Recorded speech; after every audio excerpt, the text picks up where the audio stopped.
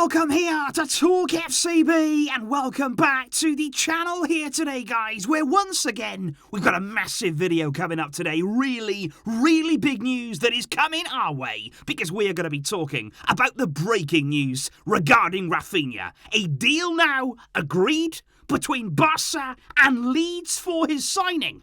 We're going to be talking all about that, the huge topic that is. We're also going to be talking about Jules Kounde, as that deal is still very much on. And we're going to be discussing all the latest in the negotiations, plus as well, of course, Robert Lewandowski, as finally, have we made a breakthrough with Bayern in those negotiations?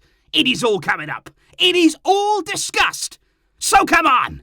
Let's do this, because I do want to kick off here with some really important news about our transfer budget this summer. We're going to be talking today about a lot of money being spent on players and exactly what is our situation right now. Because yesterday, of course, we spoke about the end of the financial year. We spoke about the activation of the very first economic lever. That's all signed, that is all sealed. But it's now being reported by Raphinha that Barça actually plan on activating the sale now of the remaining 15% of those TV rights, the next big lever, and that is going to take place before Barca's tour of America. That's going to be there around about the 15th of July, and incredibly, those 15% of TV rights, they're going to be sold for around 400 million euros. That is a massive deal. That is absolutely huge, and clearly we've been negotiating hard on this. That is why maybe it's taken a little bit longer than that first lever, because that is a colossal deal.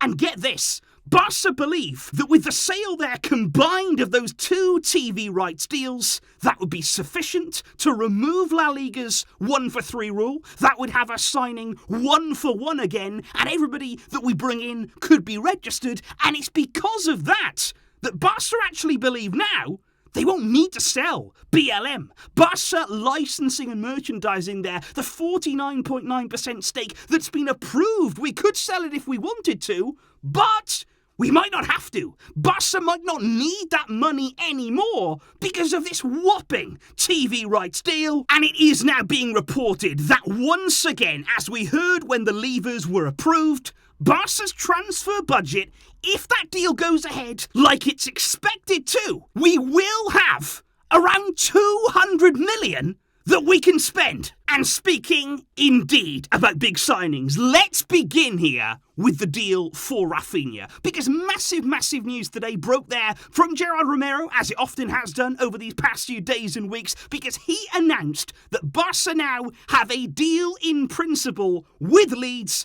to sign Raphinha. He says that is a deal worth a total of 60 million euros, and you've got to stress here, that is including add-ons. That is including there all the variables that will be agreed in that deal. So that is not their 60 million fixed, guaranteed money. That is a 60 million total deal. And of course, guys, that is less than what Chelsea were offering. They had a deal there agreed with Leeds worth at least 70 million euros. Barca have gone in below that, but they have managed to get the acceptance of Leeds on this because of the will of the player. However, that is not the most important part of this deal. It's not necessarily there just these days about the fee.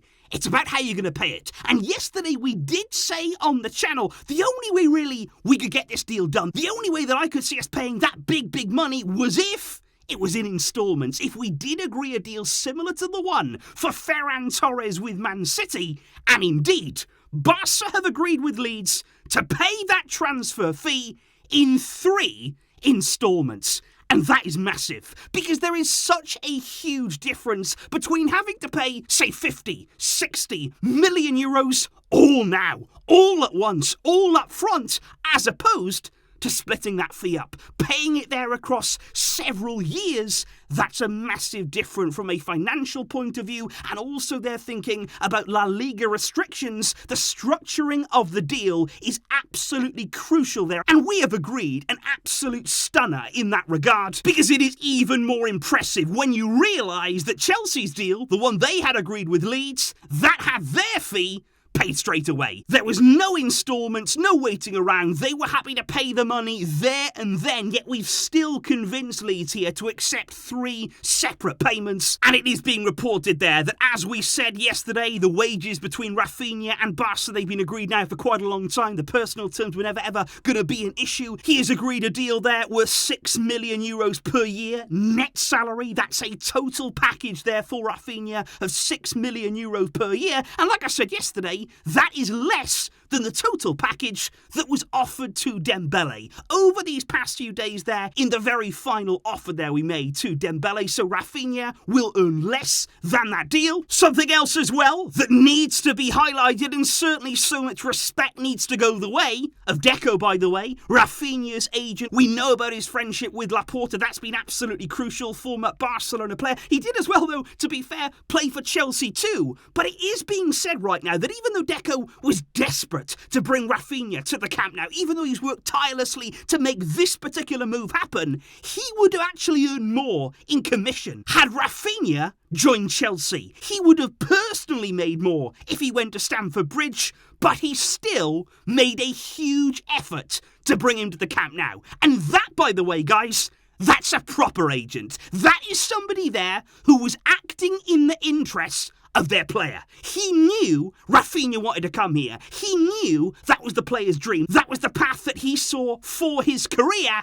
and he made it happen. He wasn't thinking about himself. He wasn't thinking about the money that he'd like to make. He put the player first and found a way to get this deal done, because it said there that Raphinha was in absolutely no doubt. All throughout this summer, he told DECO, I want Barça. Do not listen to any other offers. There was a really late offer apparently that came in from Newcastle that actually blew Chelsea and Barça way out of the water, especially there when it comes to wages. But Raphinha said, I only want Barça. That's where I want to go. And I think the sheer desire from him, you've got to applaud that, guys, to actually say, this is my dream. He could have easily accepted bigger offers, we know that. He could have accepted easier offers. This deal could have all been done many days ago now, but he's been waiting and waiting and waiting to try and make this Barca deal happen. And from the very, very beginning, that has been his dream, to follow in the footsteps of his idol, Ronaldinho. And I do know there will be plenty of people out there right now saying, look, this is a really expensive deal. You know, I said the same yesterday when we were talking about 70 million euros, but I do think, guys, that breakdown of the deal, the structuring of it is really, really important and significant for the club. But yeah, it is still expensive. It is still a lot of money, and there will be pressure on Raphinha coming in, just like we're going to talk about in a minute. It is also big money for Robert Lewandowski, but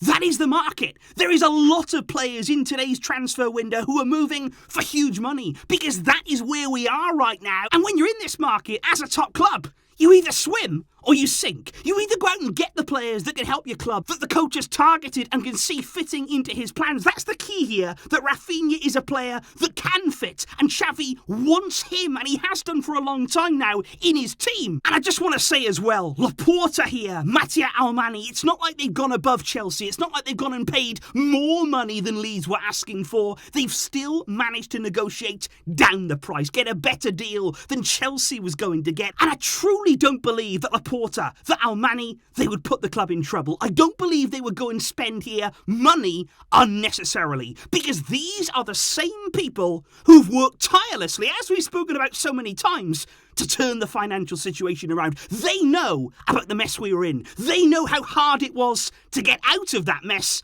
And as a result of that, I trust them to think rationally in the transfer market. I trust them to be calculated in the transfer market. And I think this here is a deal that, yes, it's expensive, but it is also, for me, a very, very exciting one for a very, very exciting player. But of course, guys, today is not only about Raphinha, and this summer is not only about Raphinha. There are plenty more important topics, and we have to move on to Jules Kounde as well. Because don't worry, guys, we haven't lost sight of this man. We haven't lost sight there of strengthening our defence this summer, because Barca are still very much on the offensive to try and sign Jules Kounde from Sevilla this summer, because Gerard Romero today confirmed that negotiations are still ongoing. Barca are still very much much deep in talks with Sevilla about this signing. And Romero actually went on to say that Barca are actually trying to do a very similar type of deal there with Sevilla to the one we've done for Raphinha with Leeds. Because obviously, originally, when both Barca and Chelsea were interested in Kounde, Sevilla were saying, look, we want 65 million, we want big, big money, and we are not going to budge from that. But of course, Chelsea have opted out of the race, and it's only Barca left right now in the market for Jules Kounde. And Barca right now don't only want to bring down that fee,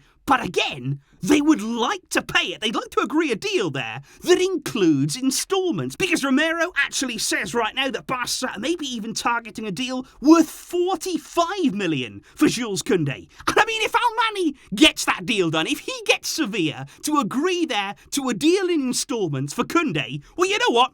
Build the guy a statue. Let's not waste any time here. If he manages to get that done, you know what? I'll build it myself. I will come over to the Camp Nou, the Spotify Camp Nou that it's known now, and I will get Almani his statue, because this guy right now, he is doing deals left, right and centre, and we clearly do have hope, and we clearly do have optimism that we can still this summer wrap up that deal to strengthen as well the heart of our defence, but of course as well, we still have to move back to our attacking line, and we still have to move back to talk about one more potentially huge attacking reinforcement this summer, because let's discuss the latest on Robert Lewandowski. Because over the past week, Barca have indeed been brewing a brand new offer. We already know that Bayern have rejected 2 Barca offers already. The first time for 32 plus 5 million euros. The second time it was just a little bit more, 35 plus 5 million. And those 2 offers, don't forget, were basically ignored by Bayern, not even acknowledged. But the third bid now from Barca to Bayern, it has taken place. Now, Barca reportedly offered there 40 million this time as a fixed value their transfer fee, plus an additional 5 million in variables. And I do have to say, that was rejected by Bayern. But here's the interesting thing, because apparently the reaction following that third bid from Barca and the way that Bayern rejected it, it did have a different feeling about it. The first 2, like I say, from Barca, they were blatantly ignored. They weren't even acknowledged by Bayern. But apparently, once that third bid came in, there was a different response. Because although Bayern have rejected it, they did open some dialogue. For the very first time, it's reported there that Matteo Almani actually spoke to Bayern, had a sort of understanding maybe of what they would be looking for this summer, and we were actually able to enter there some sort of negotiations, which is something that we've never been able to do with them before. Now on Wednesday, Xavi did meet with Robert Lewandowski himself. He was actually in Ibiza. They were both photographed there entering the same restaurant. Gerard Romero there releasing these photos, and the guy is everywhere. He has got eyes and ears everywhere.